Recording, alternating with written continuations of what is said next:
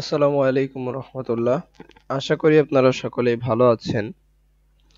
আজকে আমি আলোচনা করব জাভাস্ক্রিপ্টের জেসন, লোকাল স্টোরেজ, রেজেক্ট সম্পর্কে। এবং সবশেষ আমি একটা প্রজেক্ট করব যেখানে একটা ফর্ম থাকবে। ফর্মটা রেজেক্ট দ্বারা ভ্যালিডেট হবে এবং ফর্মের ডেটাগুলো নিয়ে আমরা লোকাল স্টোরেজে সেভ করব। চলুন শুরু করা যাক। যদি প্রথমে জেসন সম্পর্কে বলি, জেসন হচ্ছে জাভাস্ক্রিপ্ট অবজেক্ট নোটেশন। এটা দেখতে কিছুটা জাভাস্ক্রিপ্টের অবজেক্টের মতোই। জেসন মূলত সার্ভার থেকে ক্লায়েন্টে বা ক্লায়েন্ট থেকে সার্ভারে ডেটা পাঠানোর একটা ফরম্যাট। অর্থাৎ এইভাবে ডেটা ক্লায়েন্ট সার্ভারকে দিবে বা সার্ভার ক্লায়েন্টকে দিবে। ক্লায়েন্ট অর্থাৎ আমাদের ব্রাউজার। চলুন যদি দেখি যে জেসন দেখতে কিরকম। জেসন হচ্ছে অবজেক্টের মতোই, যার কি এবং ভ্যালু উভয়টাই স্ট্রিং। এই যে এরকম, তার কি এবং ভ্যালু উভয়টাই স্ট্রিং। আমরা কিভাবে একটা অবজেক্টকে জেসনে পরিণত করতে পারি চলুন দেখি। Let object equal name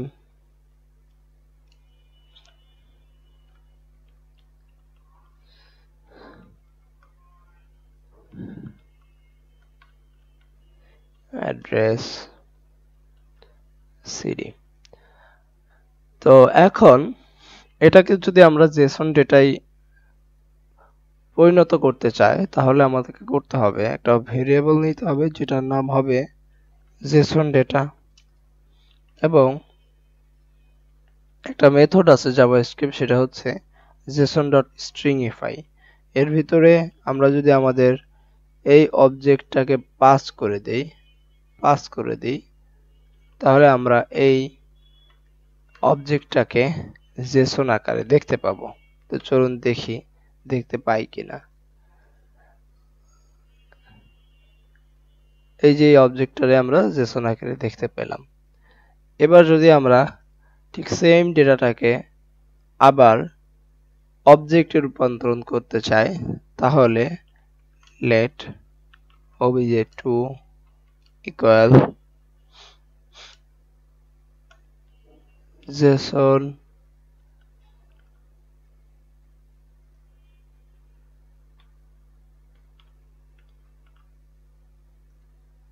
dot parse নামক ফাংশনটারে আমরা কল করব এবং এর মধ্যে আমরা আমাদের জেসন ডাটাটাকে পাস করে দিব। এবার যদি আমরা কনসোল করি আমাদের অবজেক্ট 2টাকে, তাহলে দেখতে পাবো যে আমাদের সেম ডেটাটা এবার অবজেক্ট আকারে এসেছে, প্রোটোটাইপ অবজেক্ট। তো এই ছিল জেসন সম্পর্কে। এবার আসি লোকাল স্টোরেজ সম্পর্কে। লোকাল স্টোরেজ কি? লোকাল স্টোরেজ হচ্ছে আমাদের ব্রাউজারের একটা ডিফল্ট স্টোরেজ, যেখানে আমরা আমাদের তথ্যগুলোকে সেভ করতে পারি। কখন আমরা লোকাল স্টোরেজ ব্যবহার করব? যখন আমাদের একটা ডেটা বারবার বিভিন্ন জায়গায় এপিআই থেকে কল করতে হচ্ছে, তো সেক্ষেত্রে আমরা একটা কাজ করতে পারি, সেটা হচ্ছে আমরা আমাদের ডেটাকে প্রথমবারই কল করে এপিআই থেকে কল করে লোকাল স্টোরেজে সেভ রাখতে পারি। লোকাল স্টোরেজ যদি আমরা সেভ রাখতে পারি, তাহলে পরবর্তীতে এটা আমাদের যখন প্রয়োজন হবে তখন local storage dot gate item দিলেই আমরা সেটা পেয়ে যাব এবং এটাকে ব্যবহার করতে পারবো। অর্থাৎ ক্লায়েন্টে আমরা ডেটা সেভ রাখতে পারবো, বারবার আমাদেরকে এপিআই কল করার প্রয়োজন হবে না। এক্ষেত্রে তাহলে আমাদের ওয়েবসাইটটা অনেক ফাস্টেস্ট হবে। তো চলুন দেখি যে কিভাবে আমরা লোকাল স্টোরেজে ডেটা সেভ করব। লোকাল স্টোরেজে যদি ডেটা সেভ করতে হয়, এটাও কিছুটা সার্ভারের মতোই। এখানেও ডেটাগুলোকে আপনাকে জেসন আকারে দিতে হবে। তো সেক্ষেত্রে আমরা যদি আমাদের এই যে জেসন ডেটা নামক জেসন ডেটাটা যদি আমাদের লোকাল স্টোরেজে সেভ করতে চাই তাহলে আমরা কি করব? তাহলে আমরা কিছুই করব না, আমরা local storage dot set item নামক ফাংশনটাকে কল করব। কল করার পরে এর প্যারামিটারে আমরা একটা কি দিব, অর্থাৎ কিসের ডেটা আমরা এখানে সেভ করছি, কিসের ডেটা আমরা এখানে সেভ করছি। এখানে আমরা জেসন ডেটাটাকে সেভ করতেছি, জেসন ডেটা। তো এবার যদি আমরা যদি এবার এটা কনসোলে যাই এবং আমাদের অ্যাপ্লিকেশন তারপর লোকাল স্টোরেজে যাই, দেখতে পাবো যে ইউজার ডেটা নামক একটা কি সহ একটা জেসন ডেটা আমাদের বা একটা অবজেক্ট আমাদের ব্রাউজারে সেভ হয়ে গেছে।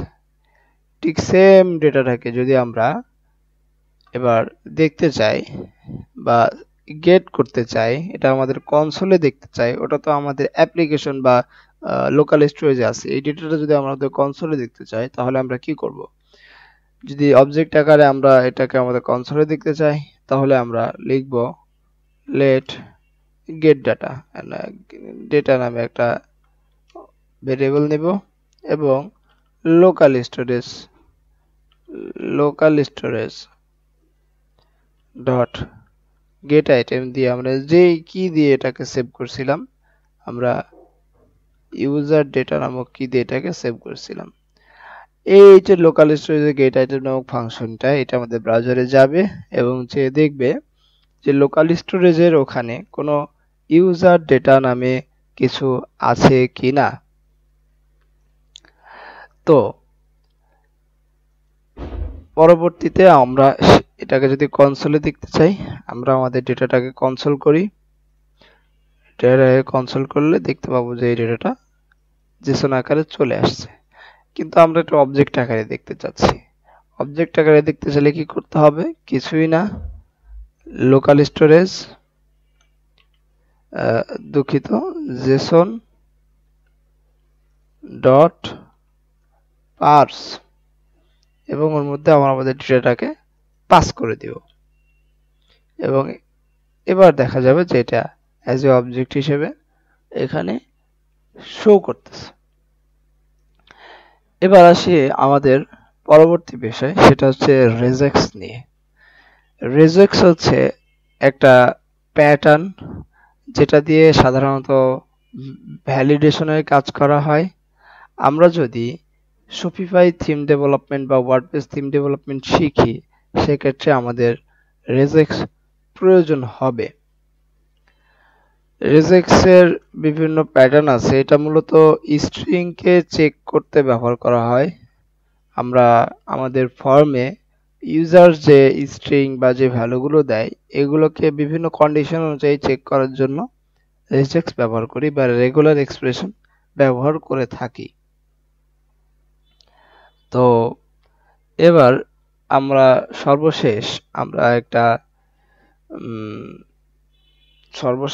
একটা প্রজেক্ট করব ছোটখাটো, যেখানে একটা ইনপুট ফর্ম থাকবে যেটা রেজেক্স দ্বারা ভ্যালিডেট থাকবে এবং সেটার ভ্যালুগুলোকে আমরা নিয়ে আমরা আমাদের লোকাল স্টোরেজে সেভ করব।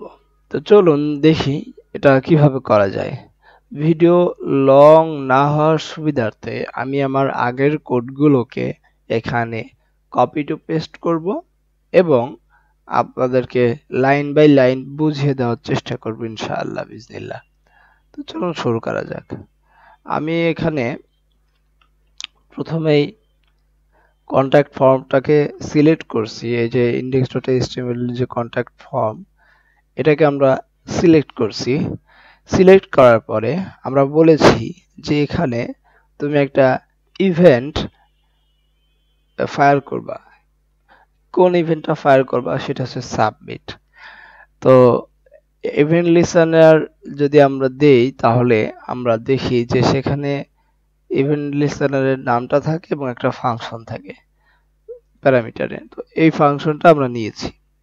এবার আমরা করব কি, আমরা ইভেন্ট ডট প্রিভেন্ট ডিফল্ট করব। কেন করব? কারণ আমরা আমাদের ব্রাউজারের আমরা আমাদের ইনপুট ফর্মের ডিফল্ট যে আচরণ সেটাকে দূর করতে চাচ্ছি। এই ইভেন্টটা কি? এই ইভেন্টটা হচ্ছে এই এই সাবমিট নামক ফাংশনটা যখন ফায়ার হয় তখন অটোমেটিকলি প্যারামিটারে সে একটা কিছু দেয় বা একটা আইডি দেয়, তো সেটাই হচ্ছে এই ইভেন্ট। তো সেই ইভেন্ট ডিফল্ট করলেই এটা আমরা যে কোনো নামে রিসিভ করতে পারি, নামেও রিসিভ করতে পারি। করলে এটা তার ডিফল্ট যে আচরণ সেটা দূর হয়ে যাবে। এবার আমরা কি করতে পারি, আমরা আমাদের ইনপুটের ভ্যালুগুলোকে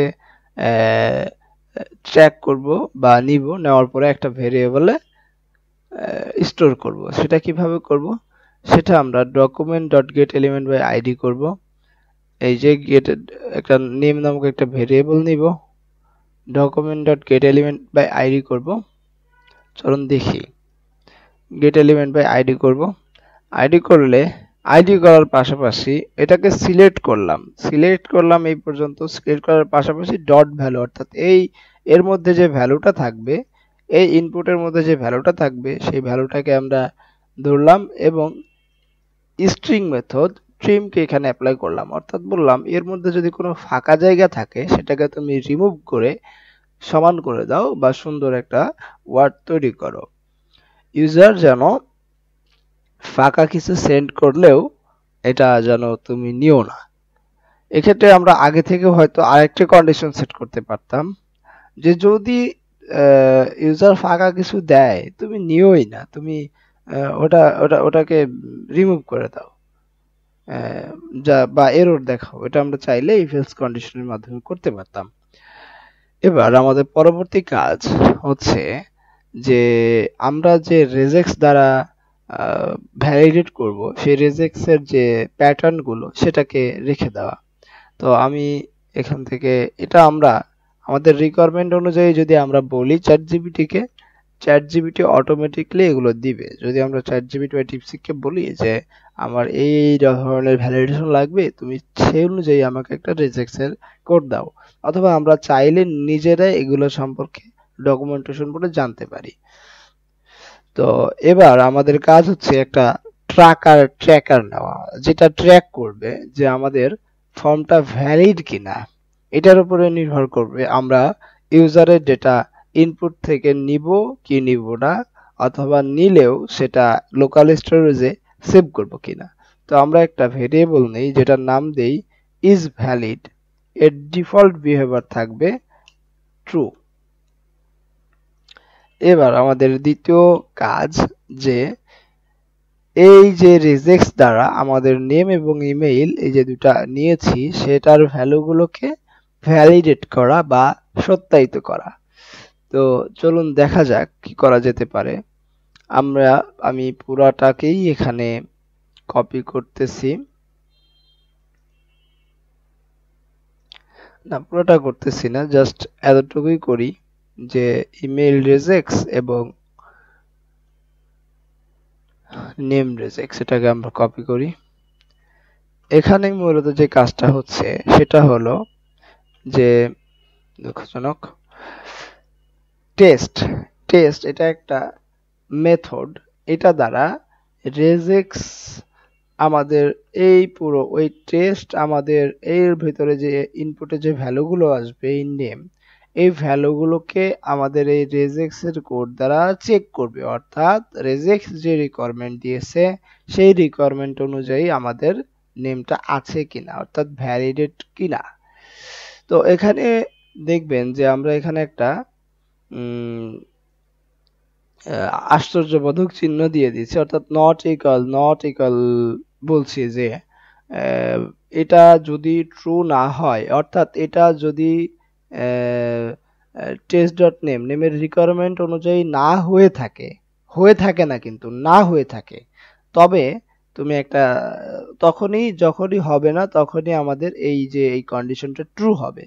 যখনই এটা হবে না তখন তুমি এটা কি করবা, একটা অ্যালার্ট দিবা।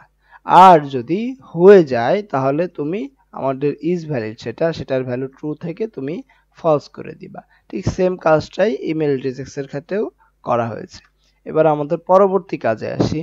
আমাদের পরবর্তী কাজ, আমাদের আমাদের লোকাল স্টোরেজে ইউজার ডেটা নামে আগে থেকে কোনো যদি থাকে, ইউজার ডেটা নামে কোনো আগে থেকে কি থাকে, তাহলে সেটাকে ট্র্যাক করা এবং সেটাকে রেখে দিয়ে আমরা পরবর্তীতে একটা নতুন করে যুক্ত করব। তো চলুন দেখা যাক যে আমরা পাই কিনা।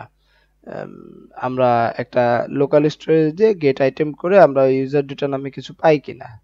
তো যদি পেয়ে থাকি সেটাকে আমরা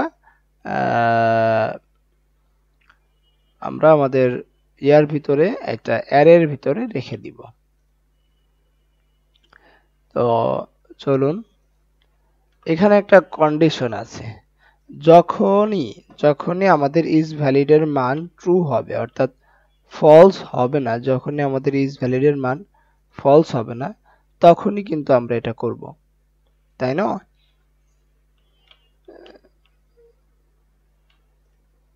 ইজ ভ্যালিড এর মান যখন ফলস হবে তখনই আমরা এটা করব।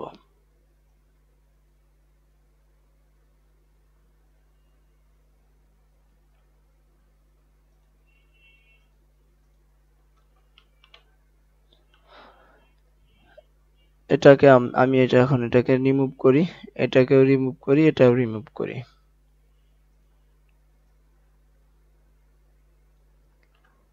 আমি বলবো ভালোভাবে দেখুন যে ইজ ভ্যালিড এর ডিফল্ট ভ্যালু কিন্তু ট্রু, আর এখানে বলছি ইজ ভ্যালিড যদি ট্রু হয় তবেই তুমি এটা করবা। এখানে ইজ ভ্যালিড এর মান ফলস হইলে কিন্তু এই পর্যন্ত আসবে না। ইজ ভ্যালিড এর যদি এটা এখানে প্রবেশ না করে এখানে প্রবেশ করে, এখানে প্রবেশ না করে এখানে প্রবেশ করে, তাহলে কিন্তু হচ্ছে আমাদের ইজ ভ্যালিড এর মান ফলস হয়ে যাবে। তো এখানে যদি আমরা ইজ ভ্যালিড ইকুয়াল ট্রু হয় তবে তুমি ইউজার ডেটা নামক যে ইয়াটা আছে, কিটা আছে, সেই কি দ্বারা যে ভেরিয়েবলটা আছে বা স্ট্রিং মেথডটা আছে সেটাকে তুমি গেট করো বা দেখো। তো আমরা দেখি যে আমাদের এই ইউজার ডেটা নামক কি দ্বারা যেটা আমাদের ব্রাউজারে আছে সেটা আমরা কনসোলে পাই কিনা। এটা কনসোলে পাচ্ছি না। আচ্ছা, পাচ্ছি না, সমস্যা নেই, ভুল হতে পারে কোনো। এটাকে আমরা এখান থেকে ডিলিট করে দিই, দুঃখজনক, ডিলিট করে দিলাম। এবং ইজ ভ্যালিড এর মান যদি ট্রু হয়, দুঃখজনক, এটা তখনই কিন্তু আমরা পাবো যখন আমাদের ইজ ভ্যালিড এর মান ট্রু হবে, অর্থাৎ আমাদের এটা আমাদের এই নামগুলো ভ্যালিডেট হবে দেন তারপরে, হ্যাঁ, যদি নামগুলো ভ্যালিডেট হওয়ার পরেই আমরা পাবো। তো এবার আসি যে পরবর্তী লাইনে আমরা এই ডেটাকে পেয়েছি, এক্সিস্টিং ডেটাটাকে পেয়েছি। পাওয়ার পরে আমরা কি করব? পাওয়ার পরে আমরা বলবো যে আমাদের যে নতুন ইজ ভ্যালিড ট্রু হলেই, অর্থাৎ আমাদের ফর্মের ডেটা যদি ট্রু হয়, অর্থাৎ আমাদের ফর্মটা যদি ভ্যালুগুলো পাই ট্রু হয়, তবেই আমরা ইউজারের জন্য ডেটা ক্রিয়েট করব, সেটা একটা অ্যারে, এবং অ্যারে এর মধ্যেই আমরা আমাদের ইউজারের ডেটাগুলোকে রাখবো। তো ইউজার ডেটা নামক একটা অ্যারে নিলাম, নেওয়ার পরে আমি এবার বলবো যে আমাদের এক্সিস্টিং ডেটা, যেটা সেটা যদি ট্রু হয়, আমাদের এক্সিস্টিং ডেটা, অর্থাৎ এক্সিস্টিং ডেটা যদি আমরা পেয়ে থাকি, অর্থাৎ এটার ভ্যালু যদি ট্রু হয়, তবে তুমি সেই ডেটাটাকে পার্স করে ফেলো, অর্থাৎ সেটাকে অবজেক্টে রূপান্তর করে ফেলো। ট্রাই ক্যাচ, এটা হচ্ছে এরর হ্যান্ডলিং এর একটা ব্লক, অর্থাৎ এরর হ্যান্ডলিং এর কারণে করার জন্য আমরা ট্রাই ক্যাচ এরর ব্যবহার করে থাকি। ভালোভাবে বোঝার চেষ্টা করুন যে আমাদের এক্সিস্টিং ডেটা, যেটা আমরা আমাদের আগের ডেটা, যেটা আগে থেকে আছে আমাদের লোকাল স্টোরেজে, সেটাকে আমরা গেট করছি। গেট করার পরে বলতেছি এটা যদি ট্রু হয় তবে তুমি সেই ডেটাটাকে পার্স করে ফেলো, অর্থাৎ জেসন থেকে অবজেক্টে পরিণত করে এই পার্স ডেটা নামক ভেরিয়েবলে স্টোর করো। এবার এখানে আরেকটা কন্ডিশন, এই কন্ডিশনে বলতেছে যে আমাদের পার্সড ডেটা যেটা আমরা পার্স করছি বা লোকাল স্টোরেজ থেকে নিছি সেটা যদি ইজ অ্যারে নামক মেথড দ্বারা চেক করতেছে এটা অ্যারে কিনা। এটা যদি অ্যারে হয় তবে ইউজার ডেটা অ্যারের মধ্যে এটাকে তুমি রিঅ্যাসাইন করে দাও। যদি তা না হয় তবুও তুমি ইউজার ডেটা অ্যারের মধ্যে এটাকে দিয়ে দাও, এটাকে অ্যারে বানিয়ে ফেলো আর কি, ব্যাপারটা এরকম। তো যদি অবজেক্ট হয়, অ্যারে না হয়ে অবজেক্ট হয়, তাহলে তুমি এই অ্যারে নোটেশনের মাধ্যমে ইউজার ডেটার মধ্যে এটাকে ঢুকিয়ে দেওয়া হলো, আর এরর হলেতে এররই হবে। এটা গেল আমাদের দ্বিতীয় ধাপ। এবং যদি এর দুইটার কোনোটাই না হয় তাহলে তুমি একটা এরর দেখাও এবং এরর দেখানোর পরে আমাদের ইউজার ডেটাটাকে খালি করে দাও। এবার আমাদের পরবর্তী কাজ যে আমরা আমাদের ইউজারের জন্য নতুন করে একটা অবজেক্ট ক্রিয়েট করব। অর্থাৎ আমরা কিন্তু এখনো অবজেক্ট ক্রিয়েট করি নাই, আমরা আমাদের ইউজারের যে ডেটা যেটা যে আমরা পাঠাবো, আমাদের এই যে ইউজার ডেটা অ্যারের মধ্যেই তো আমরা পাঠাবো, অর্থাৎ এই যে এটার মধ্যে, তো এটাকেই আমরা সেভ করব। তো আমাদের ইউজারের জন্য অর্থাৎ যে নতুন ডেটাগুলো আসবে, এটা তো পুরনো ডেটাটার জন্য আমরা ফাংশনালিটি করলাম, নতুন ডেটার জন্য আমরা কি করতেছি, আমরা এই নতুন ডেটাটা আমরা নিব, নেম নামক একটা কি দিব, ইমেইল নামক কি দিব, এবং এই নেম এবং ইমেইল এটা হচ্ছে আমাদের এই ভ্যালু। তো পরবর্তীতে আমরা ইউজার ডেটা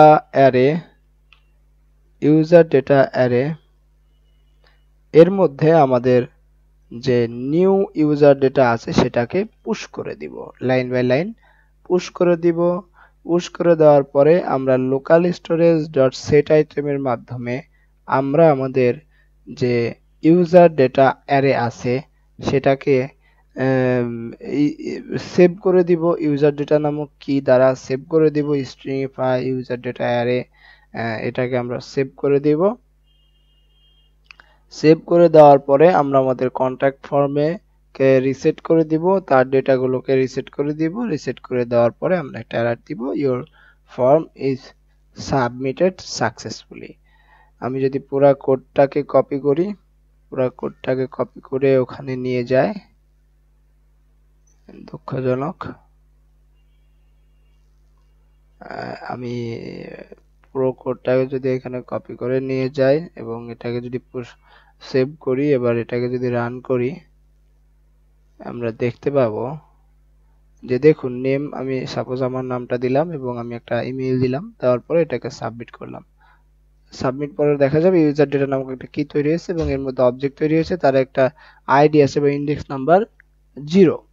এবার যদি আমরা আরেকটা করি, এবার উল্টা পাল্টা, যেমন ওয়ার্ড দিয়ে নাম্বার দিয়ে নাম দিতে চাবো, ইমেইল দিতে সাবমিট করতে চাবো, এটা নিবে না, এটা সাবমিটেড হবে না, কারণ রেজেক্স দ্বারা এটা ভ্যালিডেট হচ্ছে না। তো আমরা নাম একটা দেই যাতা এবং ইমেইলও দেই একটা, এটা সাবমিট করলে বারবার একটা একটা করে ইন্ডেক্স অনুযায়ী আমাদের অ্যারেতে নতুন ইউজার ডেটাগুলো পুশ হতে থাকবে।